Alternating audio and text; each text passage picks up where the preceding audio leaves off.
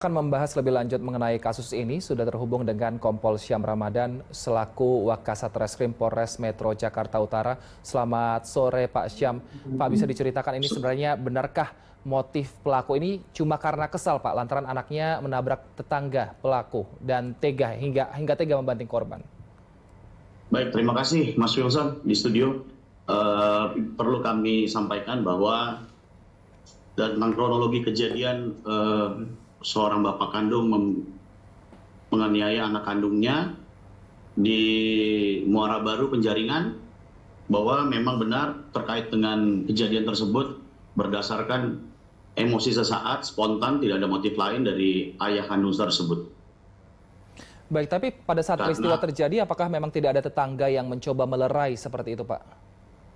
Baik, memang ada beberapa tetangga yang melihat, menurut keterangan dari saksi-saksi di lapangan, tetapi tidak ada yang berani untuk melerai karena memang tersangka kebetulan terkenal sebagai seseorang yang temperamen di kampungnya. Demikian. Baik, informasi yang kami dapatkan memang temperamental ini benarkah akibat pengaruh narkoba juga, Pak? Untuk masalah pengaruh narkoba sedang kami dalami, kami sudah melakukan tes, tinggal kami sedang menunggu hasil dari tes tersebut. Tapi berdasarkan keterangan dari tetangga ataupun keluarga korban, apakah memang penganiayaan ini baru dilakukan kali ini atau memang dari sebelumnya juga sudah dilakukan, Pak? Menurut keterangan dari beberapa saksi dan juga keterangan dari tersangka, memang beberapa kali pernah melakukan kekerasan terhadap anak ini. Jadi sudah sering terjadi kekerasan ini terhadap anak ini. Mengapa pihak keluarga atau tetangga korban ini tidak melaporkan kekerasan kepada pihak kepolisian?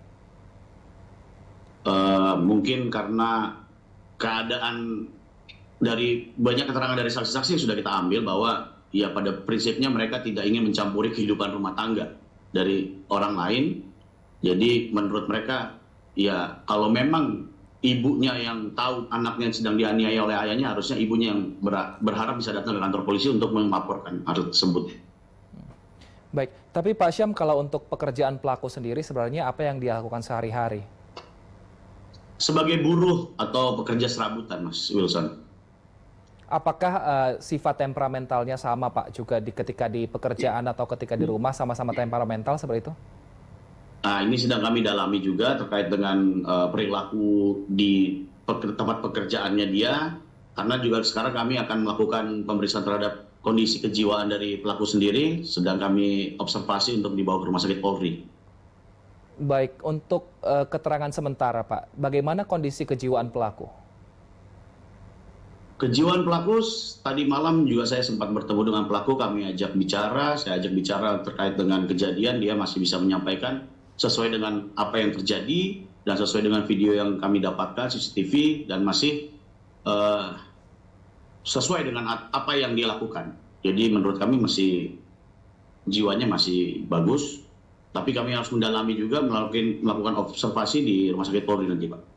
Tapi pada saat meminta keterangan dari pelaku kemarin malam, pada saat Bapak melihat sendiri ekspresi pelaku, Pak, apakah memang ada penyesalan dari pelaku karena telah membunuh anaknya sendiri? Ya, penyesalan itu ada, Mas Wilson. Jadi tadi malam saya sempat bicara sebentar sama pelaku, bahwa pelaku sangat menyesali dan dia juga tidak sampai menyangka bahwa anaknya akan meninggal di tangannya dia sendiri. Kalau untuk dia cuma hanya karena kesal sesaat aja, hanya spontan, emosi spontan. Kalau untuk saksi-saksi siapa saja yang sudah diperiksa oleh pihak kepolisian, Pak Syam? Saksi-saksi sudah yang kami sudah periksa, bahwa dari masyarakat, dari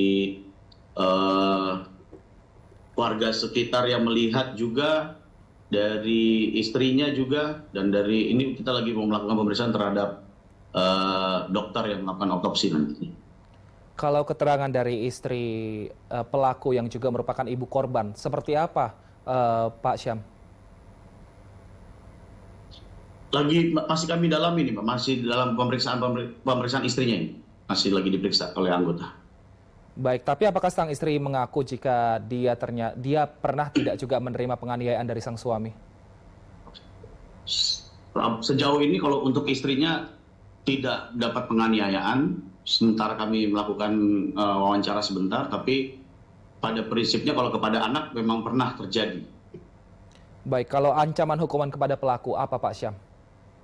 Kami menerapkan pasal 44 ayat 3 Undang-Undang KDRT dan atau pasal 80 Undang-Undang 17 tahun 2016 tentang perlindungan anak, di mana kami kenakan Undang-Undang KDRT ini karena masih dalam lingkup rumah tangga, bahwa ayah kandung yang melakukan penganiayaan terhadap anak kandung dengan ancaman hukuman paling lama 15 tahun.